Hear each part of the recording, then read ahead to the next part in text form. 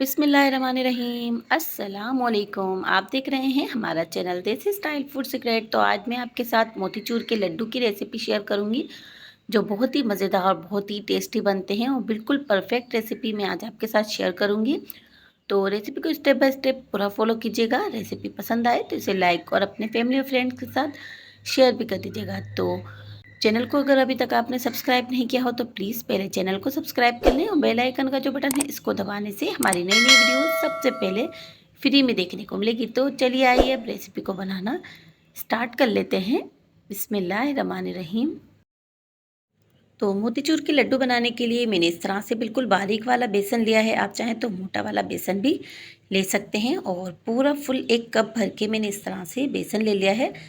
तो जो आम नॉर्मल हमारे घर में कप हम चाय के लिए यूज़ करते हैं वही कप से मैंने 1 कप इस तरह से बेसन ले लिया है। अब इसको एक बाउल में डालूंगी मैं और अब इसमें मैं इस तरह से येलो फूड कलर डालूंगी।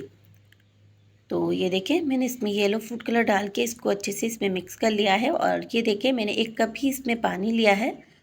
तो हम डाल के देखेंगे कितना हमारा इसमें पानी जाता है।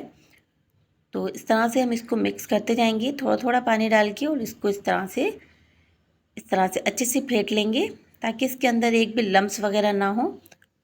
तो पहले थोड़ा थोड़ा पानी डाल के इसको मिक्स करते जाएंगे ताकि इसमें लम्स ना बने।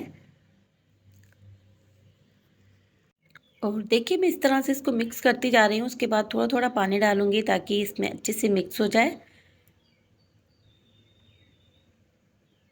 तो अब देखिए इस तरह से मैंने बैटर को तैयार कर लिया है। तो इसको चेक कर लेते हैं। तो इसको अच्छे से हमने फेंट लिया है, इसके अंदर एक भी लम्स नहीं है। तो बस इस तरह का हमारा ये बैटर रेडी हो चुका है। तो देखिए इसकी इस तरह से बूंद टपक रही है।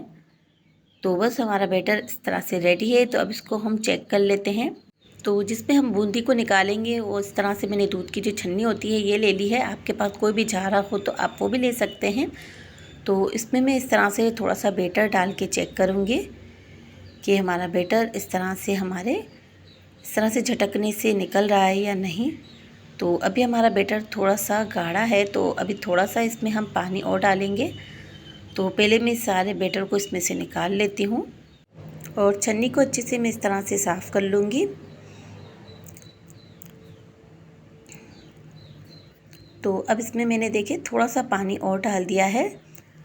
तो इसको डालकर मैं इसमें अच्छे से मिक्स करूँगी। तो हमारा 1 कप भी पानी इसमें नहीं लगा है। 1 कप से थोड़ा सा 1 टेबल स्पून के करीब हमारा पानी इसमें कम लगा है। तो ये देखें इस तरह से हमारा बिल्कुल परफेक्ट बैटर रेडी हो चुका है। तो बस इस तरह का आपका बैटर होना चाहिए। और ये देखें अब इस तरह से मैंने ऑयल ले लिया है। ऑयल हम बहुत ज़्यादा नहीं लेंगे, बस इस तरह से कि इसके अंदर अच्छे से डिप हो सके।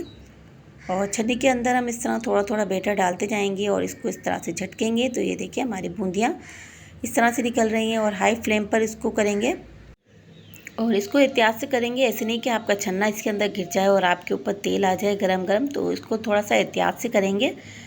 तो बस इसी तरह मैं इसके अंदर बैटर डालती जा रही हूँ और इस तरह से झटकूँगी। तो ये देखें इस तरह से हमारी बूंदी निकलती जाएगी।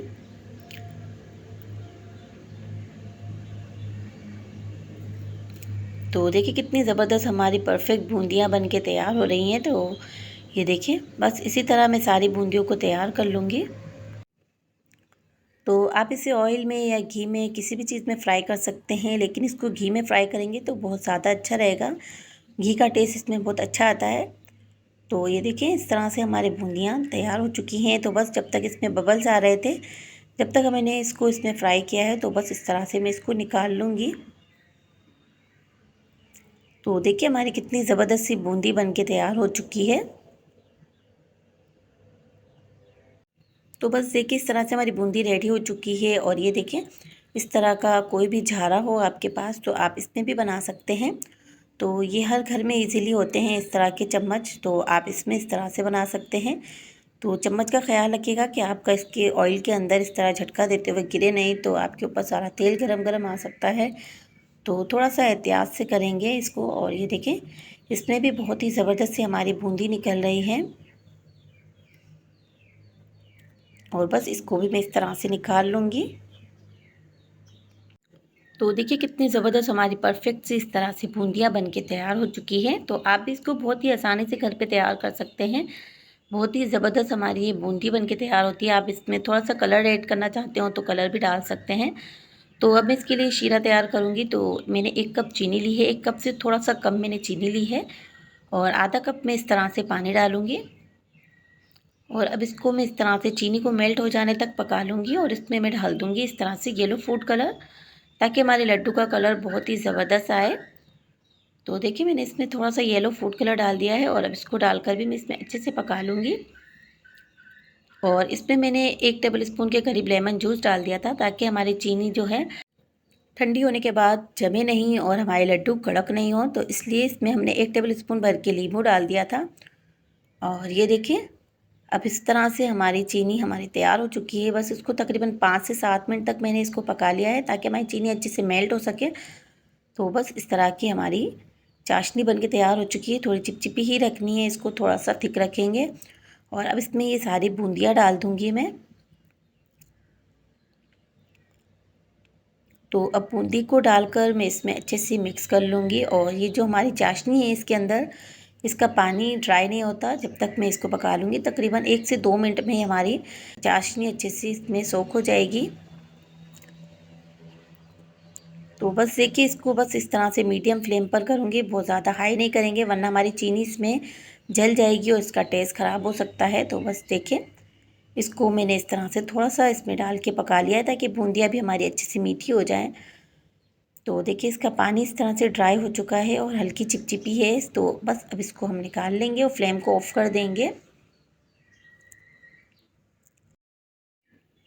तो देखिए बस इस तरह से मैं इसको थाल में निकाल लूँगी। और बहुत ज़्यादा गर्म होता है ये, तो थोड़ा-सा ठंडा होने के बाद इसके हम लड्डू बनाएंगे। तो 10-15 मिनट मैंने इसको हवा में रख दिया था, उसके बाद मैं इसकी इस तरह से लड्डू बना रही हूँ।